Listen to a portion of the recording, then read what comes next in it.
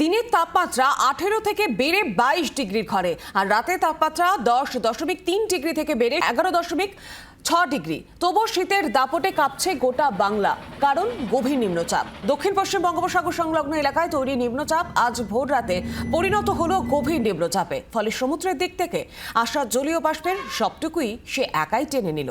আর এর জেরেই উত্তর পশ্চিম ভারতে কনকনে ঠান্ডা হাওয়া আরও তীব্রভাবে অবাধে বইছে গোটা বাংলায়। সব দিক দিয়ে ব্যতিক্রমী 2025-26 শীতের মরশুম।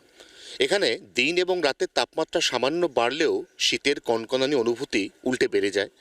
এখানে নিম্নচাপ গভীর থেকে গভীরতর হলেও তার প্রভাব তো পড়েই না, উল্টে উত্তরে হাওয়ার গতিপথ আরও অবাধ হয়ে যায়। সারা দিন ধরে কনকনে ঠান্ডা শীতল হাওয়ার স্রোত বইছে গোটা বঙ্গে। বিশেষ করে দক্ষিণবঙ্গের মুর্শিদাবাদ থেকে একেবারে সাগর দ্বীপ পর্যন্ত অংশে রীতিমতো কাঁপুনি ধরছে তাপমাত্রা সামান্য বেড়ে গেলেও।